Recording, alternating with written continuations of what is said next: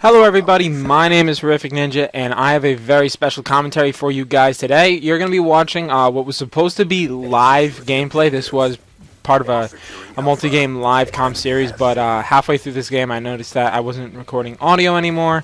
So I decided, well, I have the game, I'm going to use it, and I have the perfect topic to talk about. This is going to be a two-part commentary series, most likely. I don't think I'm going to be able to get through all I want to talk about in just this short 10-minute and 55-second and 16-millisecond video.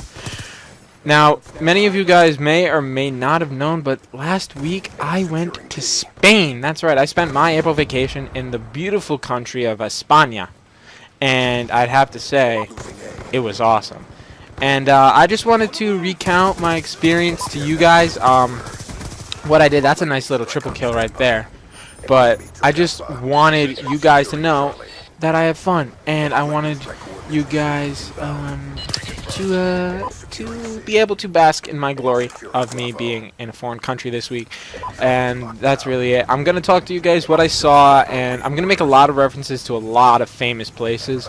I'm not going to add in any pictures, but if you guys want to see pictures from my trip, then just let me know in the comments, and I will gladly set up a online photo album and share them with you guys, because I took over 700 pictures and videos. I will be uploading the videos I took, which some of them are pretty funny. They're not vlogs. But anyway, we're a minute and a half into this, so let's start talking about Spain. So if you guys don't know, Spain is located in Europe on the Iberian Peninsula. It took us 6 hours and 55 minutes, basically 7 hours, to fly 3,500 miles across the Atlantic Ocean from New York City, which that was a 6-hour bus ride because we hit rush hour traffic on a Friday afternoon. Whose bright idea was that? And so really that trip was 12 hours, 13 hours, 14 hours. But when we landed in Barcelona, it was already the morning. It was like 9 a.m. because of the time difference. It only would have been 3 in the morning here because they're 6 hours ahead. So that kind of sucked. Either you slept in the plane or you were fucked for the day, and I didn't sleep that well on the plane on the way there. I slept on the way back, but that's another thing to talk about. So I was pretty tired that first day in Spain, in Barcelona, which was awesome. Barcelona, if you guys don't know, is the second biggest commercial city in Spain, Madrid being the first. Madrid is the capital. It also is home to the FC Barcelona, Football Club Barcelona. Very cool, by the way, how they worship soccer, or football, like the Americans worship American football. That's how I'll refer to it. I'll refer to soccer as in American, as football, and American football as American football. Alright? I think that's how we do it. Anyway, so we spent our first day walking around. We met our tour guide. We went to our hotel and just dropped off our bags, which was pretty cool. The tour guide was awesome. He actually lived in Barcelona, but he's originally from England, so he had a nice, funny English accent, which I thought was cool. I liked him from the start. A lot of the kids took a little while to warm up to the idea of him, which wasn't bad. He was a cool guy, and everybody realized that at one point or another. His name was Dan. Dan, I don't know if he even I don't know. That'd be funny if Dan watched these videos. That'd be really funny. But I don't know how I died there. That's stupid. Anyway, I'm just looking at the gameplay audio and it just cuts out. So I don't know. I don't know what's gonna happen. It's probably gonna be silent right after the 6 minute, right before the 6 minute mark. I'm off track a little. I'm sorry.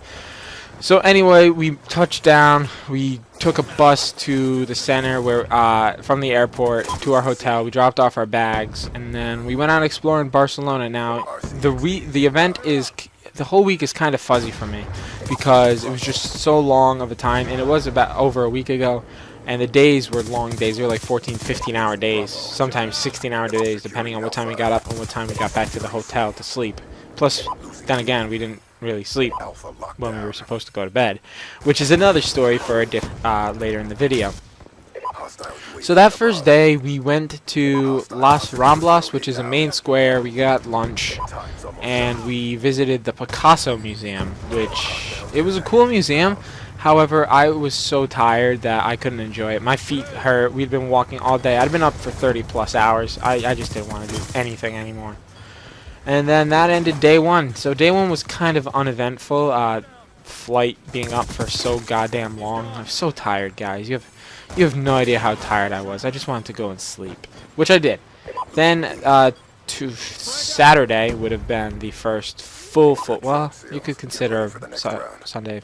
You can consider Saturday first full day. Sunday was our first day sleeping in Spain and then going out. I believe. Oh yeah, we met up with this tour guide from Barcelona. His name was Oreo, and he was a chill dude. And we visited the Sagrada Familia. It's a big-ass church in Barcelona. In fact, the tallest spire is going to be from sea level, as tall as Olympic Hill, which we also visited right before the Sagrada. If you guys don't know, the Olympics were held 21 years ago in Barcelona, which put Barcelona on the map. A lot of people did not know about it, and they spent a lot of time making Barcelona nice. So we got to visit that. We got to see the Olympic swimming pools, where the divers went. They dove off of like the side of the mountain into a pool. It was pretty awesome. We saw football field, meaning soccer for Americans. I'm just gonna call it football. A football field, huge stadium. By the way, there we saw the Olympic torch, which kind of looked like a rudder, and all these things you guys can look them up, but I have pictures of them too. So like I said, if you really want to see these pictures, just let me know and I'm gonna go and upload them to an online album. Now, after we visited the Sagrada Familia, which was huge, and it was air conditioned inside, and it's still not done. It was actually started by this guy Gaudi, Antonio Gaudi. He was an artist, sculptor, and the facade, I think that's what it's called. I don't even really know what a facade is. I just heard that word maybe 200 times over the course of 6 days.